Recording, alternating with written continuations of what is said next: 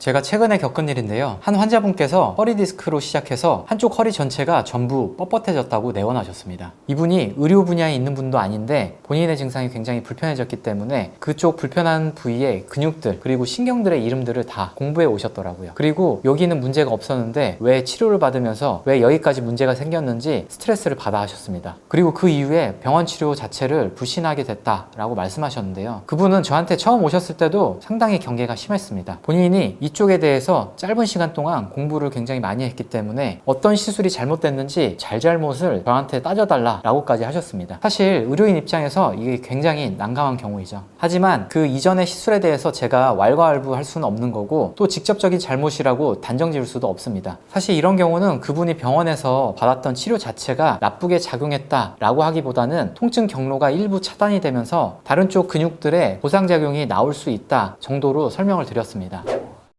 원래 몸은 통증을 회피하기 위해서 움직임을 자동적으로 조금 변화를 시킵니다. 근데 이렇게 통증들을 회피하기 위해서 오랜 시간 동안 잘 적응하면서 변화를 시켜놓거든요. 근데 일시적으로 그런 치료들이 들어와서 어떤 통증들을 차단을 하게 되거나 변화를 주게 되면 연쇄적으로 그 심부 코어 근육들이 갑작스럽게 곽인장을 유발할 수도 있습니다. 특히 장요근이나 요방형근처럼 이런 몸통을 받쳐주는 근육들은 그런 보상 움직임에 가장 먼저 개입이 되거든요. 그러다 보면 원래 통증을 느끼지 못했던 부위들까지 긴장이 생기고 허리가 전체적으로 뻣뻣해졌다라고 느낄 수도 있습니다. 통증이라는 게 상대적이기 때문에 당장 크게 통증을 느끼던 통증 레벨에 변화가 생기게 되면 이 가려져 있는 증상들이 우세하게 나타나곤 하는데요. 예를 들어서 저희가 가시에 찔렀다라고 해볼게요. 여기가 계속 성가시고 불편한데 길을 가다가 다리가 부러지면 이 가시쯤은 전혀 통증으로 느끼지 못하고 이 다친 발목만 통증을 굉장히 심하게 느끼는 거죠. 이런 걸 통증의 상대적 우세성이라고 합니다. 저는 실제로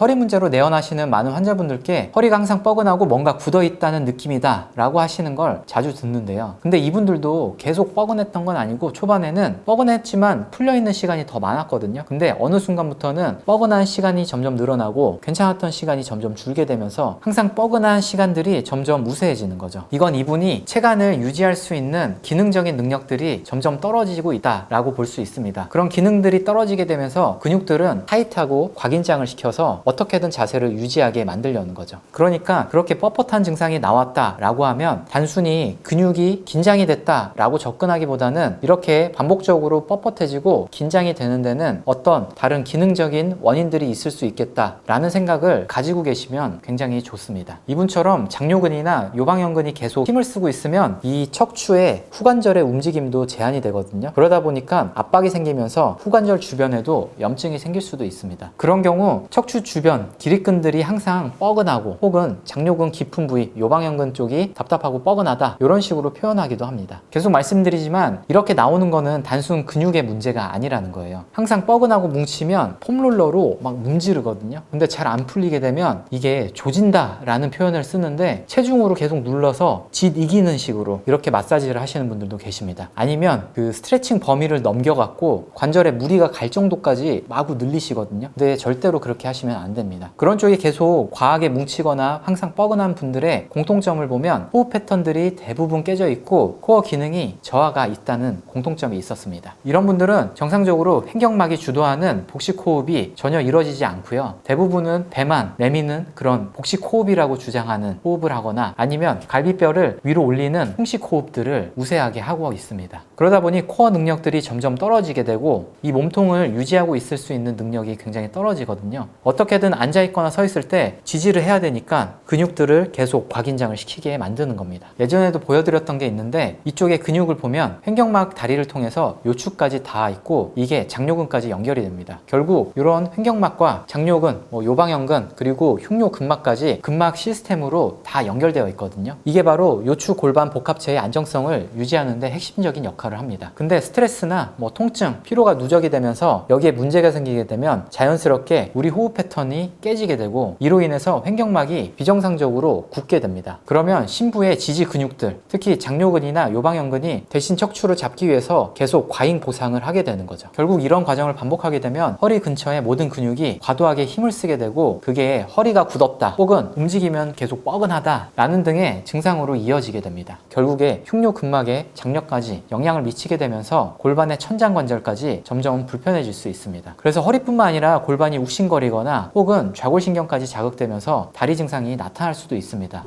자, 그러면 아까 그 내원하셨다는 환자분이 계시죠. 근데 이 분이 디스크 때문에 치료를 받았다라고 하시지만 실제로는 그 앞쪽에 말씀드렸던 기능들이 다 깨지게 되면서 천장관절에 문제가 생기고 좌골신경에 문제까지 생겼을 가능성이 굉장히 높습니다. 기본적으로 호흡 패턴이 다 깨져 있으시고 이 체간의 안정성이 전혀 없으셨어요. 고관절의 안정성도 굉장히 깨져 있었고요. 그럼 이분도 마찬가지로 이런 과잉 보상 패턴들이 반복이 되면서 그 시점에는 허리가 굉장히 아프고 좌골신경이 있었을 가능성이 있습니다. 근데 그런 치료들을 받게 되면서 여기 통증 레벨이 변하게 되면 가려져 있던 이런 증상들이 나타나게 될 수도 있는 거죠. 중요한 건 이런 문제들은 MRI나 CT로 절대 보이지 않는다는 겁니다. MRI나 CT는 기질적인 문제를 보는 거거든요. 근데 실제로 디스크가 밀려나와 있어도 증상이 심하지 않은 분들이 많고 혹은 영상상으로 너무 정상으로 보이는데 증상이 심한 분들도 많아요. 그런 분들은 기능적인 문제가 껴있을 가능성이 굉장히 많기 때문에 호흡 패턴 봐야 되고 움직임 패턴 봐야 되고 체간 안정성 평가해야 되고 이렇게 종합적으로 확인하고 치료 방향을 잡아야 됩니다. 단순히 주사나 시술을 받는다고 좋아지면 굉장히 이상적이겠죠. 그런 분들은 증상이 굉장히 가벼운 경우입니다. 근데 이런 증상으로 치료를 받아도 계속 반복이 되거나 전혀 효과가 없거나 오히려 없었던 증상들이 계속 생기시는 분들은 이런 기능적인 부분에 대한 재활을 무조건 하셔야 되고 그게 이루어지지 않으면 잠깐 좋아졌다가 다시 반복되거나 아니면 시술에 전혀 반응을 안 하게 됩니다. 제가 이 환자분께도 이런 설명을 드렸거든요. 이건 어느 시술이 잘못됐다라고 말씀드리기가 조금 힘들다고요. 치료를 받는 도중에 신경계와 근육계가 다시 균형을 잡는 과정에서 과민 반응으로 볼 수도 있는 거고 아니면 다시 새로운 보상 패턴이 나올 수도 있는 거고요. 그래서 여기 당장 불편한 근육을 풀어주는 것보다는 장기적으로는 이 정상적인 기능들을 회복시키는 게 더 중요하다라고 말씀드렸습니다. 오늘은 제가 경험했던 환자분을 보면서 이런 부분들을 조금 설명해 드리고 싶었습니다. 혹시 여기에 해당되고 있다라고 하시는 분들이 계신다면 단순히 긴장되어 있는 부위 아니면 단순히 통증이 있는 부위에만 집중하기보다는 기능적인 문제들 여기에도 관심을 기울여 보는 게 좋을 것 같습니다. 그럼 지금까지 페인랩이었습니다.